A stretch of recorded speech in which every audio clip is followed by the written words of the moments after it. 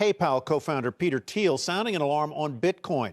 Speaking at a Nixon Foundation event, Thiel said, quote, "I do wonder whether if at this point Bitcoin should also be thought of in part as a Chinese financial weapon against the U.S. It threatens fiat money, but it especially threatens the dollar." He says he's not against cryptos, but that the government should take a closer look at why China is long Bitcoin. Bitcoin higher again today, up nearly 700% in the past year.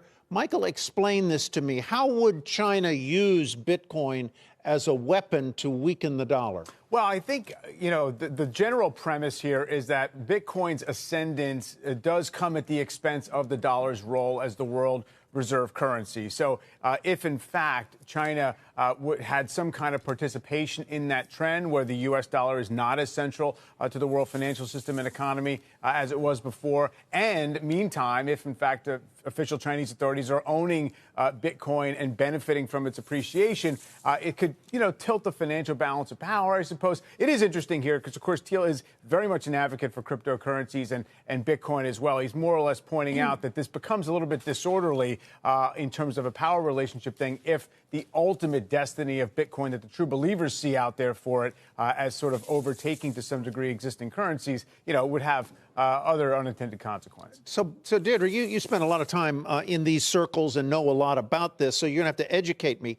I get that Bitcoin is an asset that can go up and down, but does that very fact make it less likely to be a store of value or a currency that can be used in exchange to buy and sell things?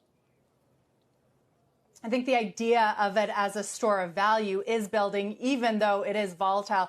You've seen this massive run-up. But Tyler, I do spend time in technology, but I also spent a lot of time living in China. And I know that it's very hard to argue that China is long Bitcoin.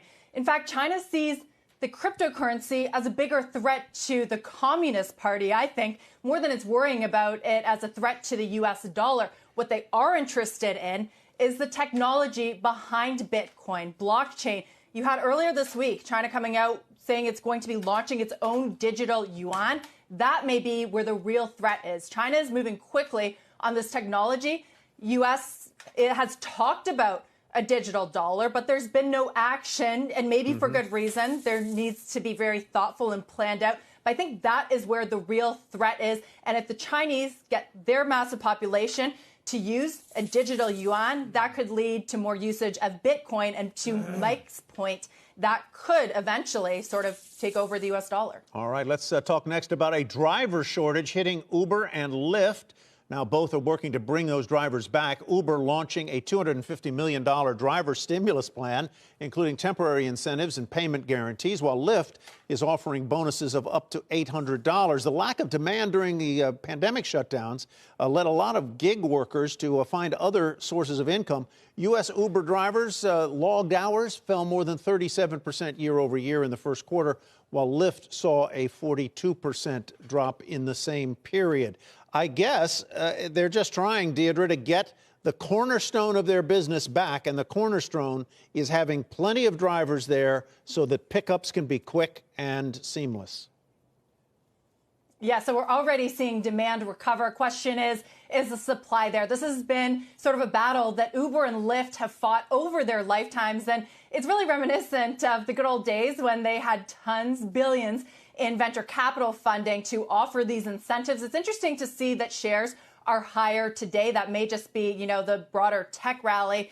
And so far, investors don't think that this is going to add significant costs. But I really wonder if they get into this battle for drivers and eventually perhaps for riders, if Lyft sees this as an opportunity to grab more market share, if we get back into that sort of huge spending on driver incentives and rider discounts. And what does that do to the path to profitability? Markets don't seem concerned about it right now, but I suppose we'll see how this all plays out this year. Incentives, well, we see how good they work for the auto business in many cases. Frank Holland, a question for you as you weigh in on this. How much more or less do you use Uber or Lyft today than you did 15, 18 months ago? Well, Tyler, I think you know the answer. Significantly less. I don't think any of us are getting in a rideshare car as often as we used to before. But I actually think it's really ironic that Uber and Lyft are calling this a stimulus plan, because there's been an argument out there that people don't want to work because of the stimulus payments. So this will be a really interesting test. They're incentivizing drivers and people to get into the rideshare business. So we'll see if the thing is that people don't want to work or they don't want to be underemployed. I think we overlook the fact that the world literally changed over the last 12 months. A lot of us have reassessed our time and the value of it, and maybe even the value of what they call a side hustle. Mike, any thoughts here? Yeah, I mean, I would go back, Tyler, to exactly whether this arms race does compromise the case, as Deirdre said, for ultimate profitability. We simply don't know, even after all this time as public companies, whether the business models scale properly like technology, or if it really is just one of these things where they have to constantly keep pace in terms of labor shortage and not have their take rates go up. Shepard Smith here. Thanks for watching CNBC on YouTube.